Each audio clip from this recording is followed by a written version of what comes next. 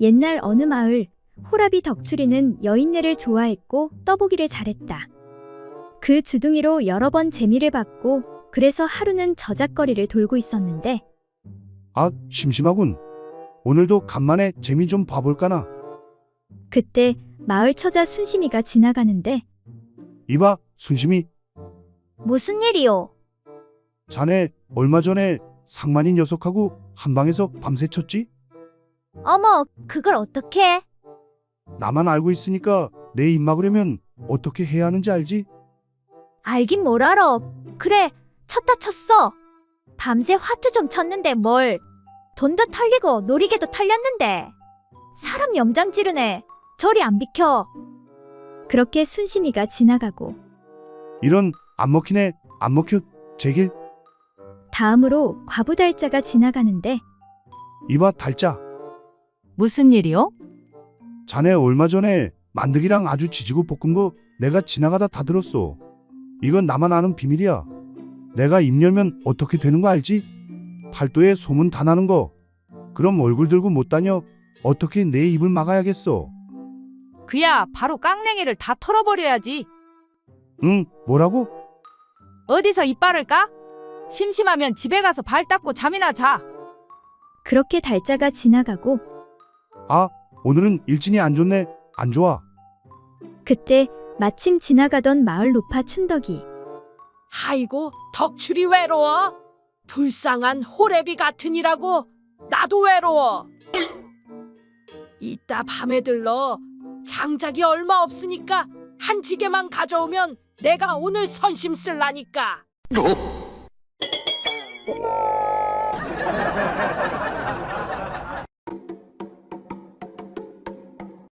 옛날 어느 마을에 사는 춘식이와 갑수는 주막에서 한가히 낮술 한 잔을 하고 있었다. 이런저런 이야기를 하다가 춘식이가 최근에 들은 소문에 대해 이야기하였다. 자네 그거 소문 들었는가? 그 최대감 영감님 말이야. 그 최대감 당연히 알지? 우리 마을에서 돈이 가장 많다는 그 영감님이 아니야. 하도 돈이 많아서 볼일 보고 뒤도 비단으로 닦는다는 소문이 있던데 그게 정말 사실인 거야? 아니 그게 아니고 글쎄 그 영감님이 말이야. 18살 계집을 첩으로 들였다지 뭔가. 거참 노인네가 팔팔하고만 팔팔해. 80 노인이 그 나이에 거 무리하는 거 아닌지 몰라. 아무튼 정말 부럽다, 부러워.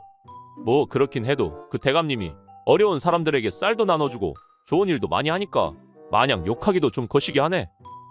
이에 춘식이가 한마디 하는데 그건 그렇고 내가 문제 하나 낼 테니 한번 맞춰보시게.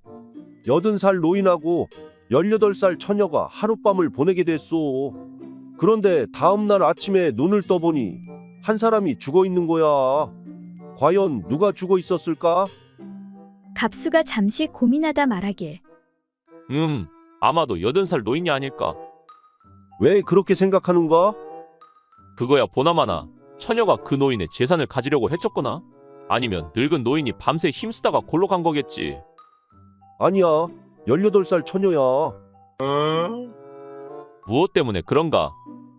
그건 바로 식중독 때문이지. 식중독, 그게 무슨 소린가? 그거야, 유통기한이 한참 지난 걸 먹었으니까 처녀가 골로 가는 거지. 거참 말되는구먼. 그때 주막집 주인이 지나가며 말하는데 그건 내가 잘 아는데 아마 둘 다 죽었을 것이오.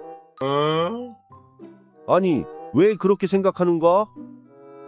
이에 주모가 말하길 처녀는 유통기한이 한참 지난 상한 걸 먹었고 영감은 아직 덜 익은 고기를 날로 먹었으니 둘 다 골로 간 것이 아니오.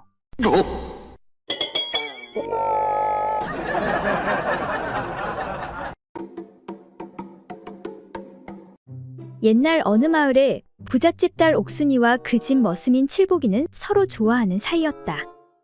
둘은 서로를 마음에 품고 있었지만 결국 신분 차이를 극복하지 못하였고 그러던 어느 날 옥순이가 혼례를 앞두게 되었다. 아씨, 시집 안 가면 안 되나요? 그게 어디 내 뜻대로 되겠니? 너도 우리 아버지 성격 잘 알잖니? 나도 너무 힘들구나.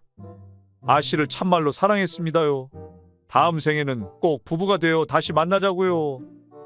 칠보가, 우리 그냥 멀리 도망갈까? 안 돼요. 그러다 잡히면 아씨는 혼나고 끝나지만 저는 멍석말이 당해 병신될 게 뻔하구만요. 그때 마침 별똥별이 떨어지는데 아씨, 별똥별이에요. 별똥별에 대고 소원을 빌면 소원이 이루어진대요. 그렇게 둘은 소원을 빌게 되었다. 우리 아씨 평생 결혼 못하게 해주세요. 아씨, 무슨 소원을 빌었어요? 글쎄, 나는 칠복이 내 소원이 이루어지라고 빌었지. 너는 무슨 소원 빌었는데? 아씨와 마지막으로 뜨거운 밤을 보내게 해달라고 빌었어요.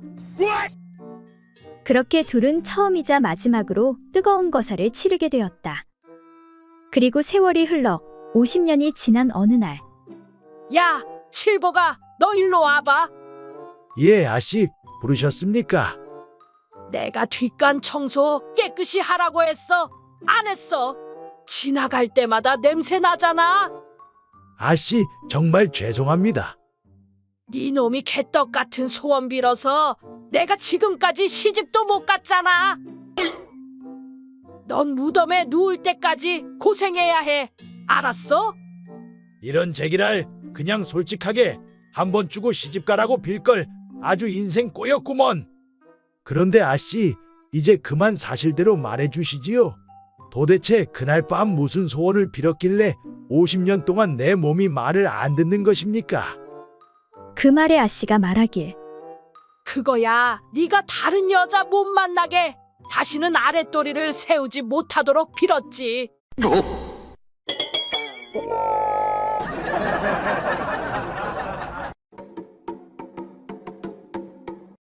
옛날 어느 마을 대감집에 새로 들어온 머슴 칠보기가 있었는데 약간 멍청하긴 했지만 일만은 몸을 아끼지 않고 잘하였다. 그래서 대감은 이 머슴을 마음에 쏙 들어하며 칭찬을 아끼지 않았다. 그러던 어느 날 머슴이 대감 앞에서 머뭇머뭇하며 말했다.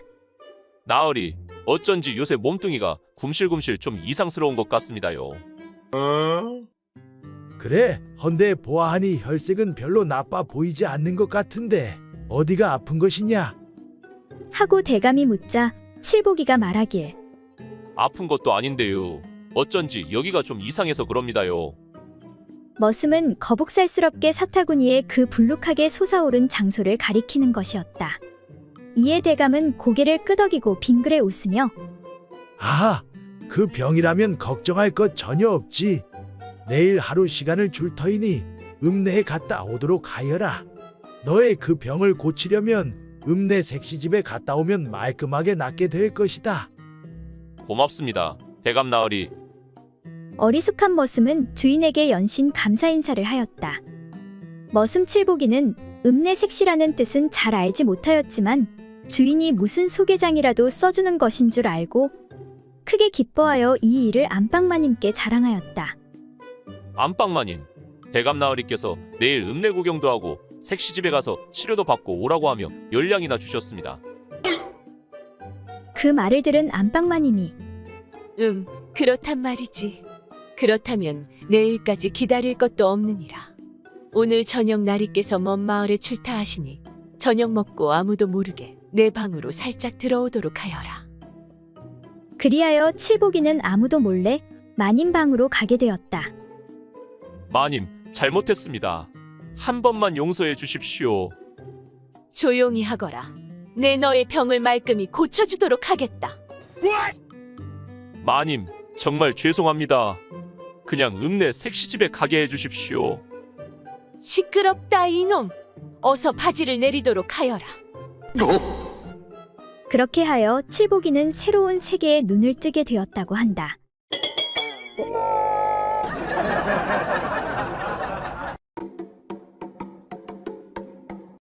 옛날 어느 산골에 선비 한 사람이 작은 초가집을 짓고 부부가 단란하게 살고 있었다. 하루는 해가 져서 땅거미가 질 무렵 소금 장수가 와서 하룻밤 묵어갈 것을 청했다. 이에 선비는 난처해하며 보다시피 집이 작아 방이 좁은데다 아래 위채가 붙어 있으며 우리 부부만 단둘이 살고 있어 외인을 재울 수가 없습니다. 하고 거절하자 소금 장수가 간청했다. 나도 역시 가난하지만 양반집 자손이랍니다. 소금을 팔아 생계를 이어보려고 이렇게 다니다가 산속에서 날이 저물었으니 어디로 가서 자겠습니까? 산에서 자다 호랑이에게 물려가면 어쩐단 말입니까? 그러니 하룻밤만 재워주십시오. 이에 선비는 차마 박절하게 거절하지 못하고 소금 장수를 사랑방에 들여놓고 자기와 함께 자기로 허락하였다.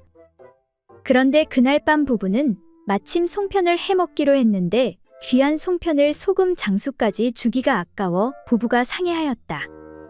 선비는 마침 좋은 계획이 있다면서 아내에게 이렇게 말했다. 여보, 잘 들어보시오. 내 좋은 수가 있으니 오늘 밤 노끈으로 내 쌍방울에 묶은 다음 그 다른 쪽 끝을 사랑방 들창 밖으로 늘어뜨려 놓겠소. 그럼 당신이 송편을 빚어 다 익으면 그 끈을 잡아당겨 흔들구려. 그러면 내가 알고 소금장수 몰래 나와서 함께 송편을 먹는 거요. 그러자 아내는 좋다고 응낙했다. 그런데 선비의 집은 워낙 좁고 창문도 하나뿐이라 소금 장수는 주인 부부의 말을 다 엿듣고 일찌감치 잠든 척하고 있었다. 이에 선비는 노끈으로 자신의 방울을 묶은 다음 한쪽 끝을 들창문 밖으로 내놓고는 어느새 깊은 잠에 빠져버렸다. 옳거니 이 사람 피곤해서 아주 골아떨어졌구먼. 소금 장수는 이렇게 중얼거리면서 곧 선비의 방울에 묶인 끈을 풀어 자기의 방울에 메고는 가만히 누워 있었다. 얼마 후 밖에서 노끈을 잡아당기자 소금 장수는 살금살금 안방 앞으로 기어가 작은 목소리로 말했다. 여보, 사랑방 창문에 불빛이 비치면 소금 장수가 깰지도 모르니 꺼버리는 게 좋겠구려. 그렇지만 여보, 불을 끄고 어떻게 떡을 먹으려고요? 여보, 괜찮소. 어두워도 손과 입이 있잖소. 더듬어서 얼마든지 먹을 수 있으니 어서 불을 끄시오. 이 말에 선비의 아내는 웃으면서 호롱불을 끄는 것이었다. 그러자 소금 장수는 방 안으로 들어가 선비의 아내와 함께 송편을 더듬어가며 배불리 먹었다. 그리고는 선비 아내의 옷을 벗기고 누워 온갖 재주를 부리며 한바탕 재미까지 본 다음 슬그머니 사랑방으로 돌아왔다. 잠시 후 소금 장수는 자는 선비를 깨우며 말했다. 주인장, 재워주어서 정말 고맙소이다. 새벽닭이 울었으니 이제 떠나겠습니다. 라고 말하고는 짐을 챙겨 떠나는 것이었다. 일어난 선비가 생각해보니 아내가 송편이 다 되면 깨우겠다 해놓고서 새벽닭이 울도록 깨우지 않은 것을 이상하게 생각하면서 안방으로 들어가니 아내는 깊은 잠에 빠져 코를 골고 있었다. 이에 화가 난 선비는 큰 소리로 아내를 불러 깨우고는 소리쳤다. 아니, 여보, 내가 어젯밤 송편이 있거든 깨우라고 했거늘 아무 소식도 없으니 무슨 까닭이오? 이 말에 잠을 깬 아내는 눈을 부비면서 투덜거리는 것이었다. 뭐라고요? 좀 전에 배불리 송편을 먹고 나와 그 집까지 한바탕 잘해놓고는 이제 와서 대체 무슨 말을 하는 거예요? 그게 무슨 말이오? 내가 배부르게 송편을 먹었다니? 선비가 무슨 말인지 모르겠다고 하니 아내는 지금까지 일을 모두 그대로 설명해 주었다. 그러고 보니 방울에 묶었던 노끈도 사라지고 없었다. 선비는 크게 당황하면서 아이고, 그놈의 소금장수 놈이로구나. 내 집에 와서 아내와 송편을 둘 다 먹고 갔어. 이렇게 분하고 원통할 수가. 라고 소리치며 분통을 터뜨렸다. 이에 옆에 있던 아내가 중얼거리며 말하길. 어쩐지 잠자리에서 온갖 재주를 부리며 힘차게 자라기에 웬일인가 했네.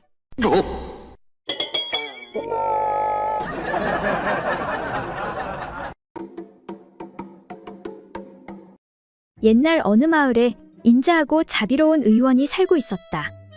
그래서 그는 마을에서 덕망이 높았고 의술도 뛰어나 따르는 이들이 많았다. 그러던 어느 날 마당을 쓸고 있는 칠보기를 보았는데 인상이 좋지 않아 불러 물른대. 예, 칠보가 이리 좀 와보거라. 예, 의원 어른, 무슨 시키실 일이라도 있으십니까? 너 무슨 일 있느냐? 요즘 들어 안색이 왜 그러느냐? 무슨 병이라도 있는 것이냐? 내가 한번 진찰해 주랴. 의원님, 아무것도 아닙니다. 병 같은 건 없습니다. 괜찮으니 어서 말해보거라. 그게 사실은 말입니다. 제가 올해 18 장가갈 나이인데 글쎄 아랫도리에 아직 머리카락이 자라지 않았습니다. 그래서 창피해서 친구들하고 같이 몇 감으로 내과도 못 나가고 돌쇠놈이 아직 어린 아이라고 놀리기도 하고요. 아, 그렇구나. 창피해 말거라. 그건 병이 아니다. 사람마다 조금 빠르고 늦은 차이만 있을 뿐이지. 그리 걱정된다면 고칠 방도가 있느니라. 정말이십니까? 의원나리. 그럼 창고에 가서 이 약초를 갈아서 물에 섞어 매일 밤 자기 전 털이 없는 그곳에 바르도록 하여라. 그럼 털이 예쁘게 잘 자라날 것이니라. 네, 의원어른 감사합니다. 참말로 감사합니다요. 그리고 시간이 흘러 보름 후 의원님 말씀대로 하니 정말 털이 자라났습니다. 이제 더 이상 창피하지 않고 이제는 진짜 어른이 된 것 같습니다. 그래, 이제 자신감 잃지 말고 다니거라. 네가 일도 잘하고 부족한 게 뭐가 있느냐? 네, 알겠습니다. 의원어른 정말 감사합니다. 그렇게 칠복이는 자리를 뜬다. 허허, 고울리게 때부터 봤는데 벌써 털이 날 나이가 되었다니 세월 참 빠르구나. 그때 여종 사머리가 보이는데 예, 사모라. 아까 안 사람이 너를 급히 찾던데 어서 가보거라. 네, 안방마님이 저를 찾으신다고요? 아니, 그런데 너 얼굴이 왜 그러느냐? 무슨 병이라도 있느냐? 아니요, 저는 건강한데요. 그래, 그럼 만나는 남자라도 있느냐? 아니요, 전 남정네 손 한번 못 잡아봤는데요. 그렇다면 알겠다. 가보거라.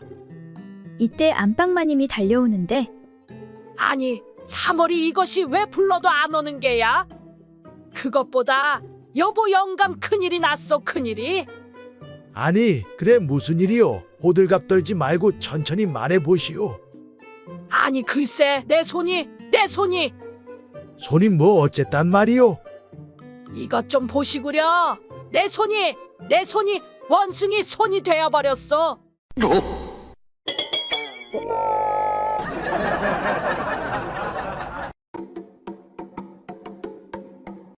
어느 마을 목수 영감의 마누라가 살결이 뽀얗고 곧잘 눈웃음을 쳐서 뭇사내들의 애간장을 녹이곤 했다. 그 중에서도 이웃 마을에 사는 마름집네 형제는 이 목수의 마누라한테 홀딱 반한 나머지 목수가 집을 비우고 없는 날이면 수시로 찾아들곤 했다. 어느 날도 목수 영감이 일을 나간 사이 마름집네 아우가 찾아왔다. 부인, 겁나게 보고 싶었구려. 대낮부터 눈이 맞은 두 사람은 곧 안방에서 즐거운 일을 벌이기 시작했다. 그런데 공교롭게도 때마침 헛기침을 하며 나타난 사람이 바로 마름집네 형이었다. 부인 있어? 나요. 마름네 형이요. 이를 어쩌지? 형님한테 들켰다간 뼈도 못 추릴 텐데. 쩔쩔매는 아우의 모습에 여편네가 태연히 벽장문을 열어주며 말했다. 여기 꼼짝 말고 숨어 있어요. 뒷일은 내가 알아서 할 테니까. 잠시 후 여편네의 안내를 받아 방 안으로 마름집네 형이 들어왔다. 너무 보고 싶었어. 그리고는 즉시 그녀를 눕히고 달려들었다. 그런데 이때 문 쪽에서 인기척이 들리는 것이 목수가 돌아온 눈치였다. 여보 나왔소. 이거 큰일이 났구만. 이 일을 대체 어찌하면 좋소. 허둥대는 사내에게 여자는 재빨리 방 한 구석에 있던 홍두깨를 쥐어주었다. 이거 들고 여기서 가만히 있어요. 그런 다음 부인은 얼른 나가 목수를 맞아 들였다. 아니, 자네가 우리 집에 웬일인가? 그때 마누라가 마름집 형에게 말했다. 여긴 댁에 아우님이 안 왔으니 그 홍두깨 내려놓고 얼른 딴 데나 가보시오. 아이고, 그럼 저는 이만. 부인은 마름내 형의 등을 밀어 황급히 내보내버렸다. 그리고 안방에 있는 벽장문을 열어주면서 말했다. 자, 댁내 형님은 벌써 갔소. 그러니 안심하고 어서 가시오. 아이고 살았네. 그럼 저도 이만. 그 광경을 보고 어처구니가 없다는 표정으로 서 있는 남편을 향해 부인이 생긋 웃어 보이며 이렇게 둘러대는 것이었다. 남의 집 형제 싸움 따윈 아주 질색이라니까요.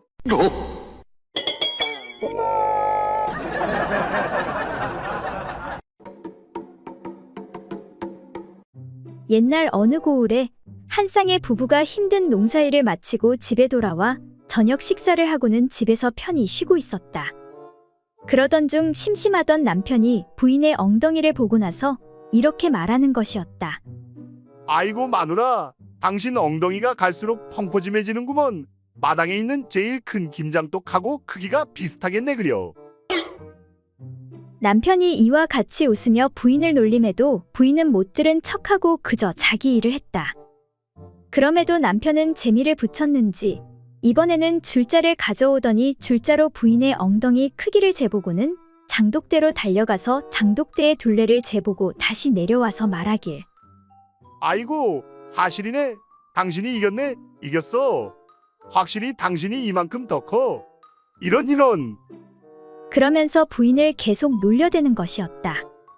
어쨌든 그런 일이 있고 시간이 지나 밤이 되어 잠자리에 들 시간이 되었다. 그런데 그날따라 남편은 아내와 뜨거운 밤을 보내고 싶어서 평상시대로 아내에게 찝쩍거리기 시작했다. 그러자 부인은 몸을 옆으로 획 돌아누우며 말했다. 흥! 당신의 그 시들어 빠진 총각 김치 하나 담자고 나의 이 큰 김장독을 열 수는 없지. 이와 같은 처지에 놓인 남편은 말 그대로 되로 주고 말로 받은 꼴이었다. 이에 남편은 다 죽어가는 목소리로 부인에게 말했다. 아주머니, 그렇긴 해도 총각 거시기인데 한 번만 좀 열어주면 안 되겠소?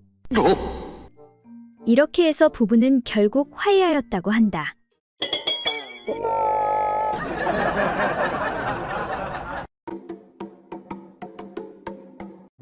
옛날 어느 마을에 약초꾼 부자가 나흘 만에 집에 들어왔다. 그런데 집에는 아들 혼자 있었다. 땡구야, 네 언니는 어디 갔어? 몰라요. 아까까지 집에 있다가 나갔어요. 이 여편네가 집에서 삭바느질을 하던가 나물이나 캐서 돈이라도 벌지 밖에만 싸돌아다니네. 아들아, 어찌 애미가 집에만 답답하게 틀어박혀 있겠냐? 무슨 볼일이라도 있겠지. 그래, 근데 집에서 뭐 했는데? 집신장수 박씨 아저씨랑 방 안에서 옷을 벗고 그리고 뭐 했는데? 웜에 놔주고 이러면서 막 앞으로 뒤로 올라타고 그랬어요. 뭐라고? 이 여편네가 내 느낌이 안 좋더만. 혹시나 했더니 역시나구만. 네 두 눈으로 똑똑히 봤어? 네, 똑똑히 봤지요. 제가 아버지 닮아서 몰래 보는 거 잘하잖아요. 아니 그게 사실이냐? 며느라기가 어쩌다가 그런 짓을. 남편이 약초꾼이라 허구한 날 집에 안 들어오니 외로워서 그랬나 보다. 아버지는 가만히 계세요. 아주 다리몽둥이를 그냥. 너 이따가 엄마 오면 그 말 그대로 해야 된다. 알았지? 네, 아버지. 그날 저녁 부인이 돌아왔는데 어디 갔다 왔어? 어디 갔다 오긴요. 나물 캐서 팔고 왔지요. 오라, 이제 거짓부렁이까지. 너 오늘 잘 걸렸다. 무슨 소리예요? 야 땡구, 어서 말해봐. 그러니까 엄니가 말이에요. 집신장수 박씨 아저씨랑 둘이 방 안에서. 뜸들이지 말고 빨리 말해. 오늘 끝장 내버릴라니까. 아, 글쎄 엄니가 아버지가 달래 아줌마랑 방 안에서 했던 거 그거랑 똑같은 거 하고 있었다니깐요. 내 두 눈으로 똑똑히 봤어요. 이에 할아버지가 깜짝 놀라며 아니 뭐라고? 달래 인연이 나도 모자라 아들한테도 손을 대 이런 썩을 년이.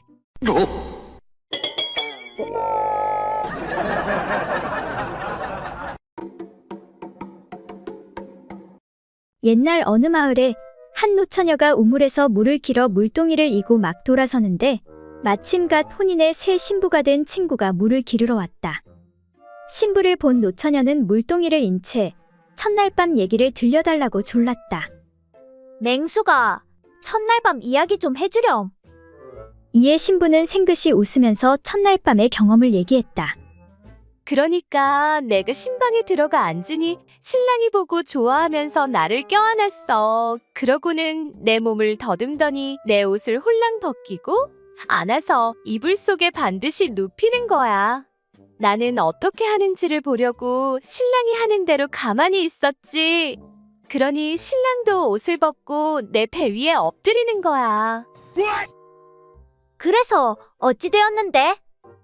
그리고 나서 어디서 갖고 온 것인지는 몰라도 무엇인가 딱딱한 것을 가지고 내 두 다리 사이에 집어넣고 힘껏 누르고 휘젓는 것 같았어. 그런데 말이지, 얼마 후에 그만 내 온몸이 갑자기 고단해지고 팔다리에 힘이 쪽 빠지면서 정신이 황홀하고 몽롱해지더니 아롱아롱하게 혼미한 상태에 빠지고 마는 거야. 노처녀는 신부의 말에 몸을 흔들며 빨리 말하라며 재촉하였다. 그래서 어찌 되었는데? 계속 얘기해봐. 그런 다음에 어떻게 된 것인지는 모르겠는데 저절로 목에서 탄식 소리 같은 것이 나오더니 나는 무슨 애원하는 것 같은 외마디 소리를 계속 질러댔어. 근데 그게 무슨 소리였는지는 알 수가 없었어. 너무 좋고 흐뭇해 어쩔 줄을 몰랐는데 도대체 신랑이 나를 어떻게 했는지는 아무리 생각해봐도 전혀 알 수가 없어. 순덕이 너도 빨리 시집가서 겪어봐. 신부가 이와 같이 설명을 하자 얘기를 다 들은 노처녀 순덕이는 흥분을 진정하지 못하고 몸을 떨며 팔에 힘을 잔뜩 주어 물동이 꼭지를 힘껏 잡아당기며 응, 그래. 그렇게 좋았단 말이지. 하며 발을 구르자 머리에 이고 있던 물동이가 와장창 깨지면서 몸에 한 동이의 물을 다 뒤집어 쓰고 말았다. 이를 본 신부가 다시 말하길. 아, 맞다. 그리고 나도 모르게 아랫도리가 흠뻑 젖더니 축축해졌어.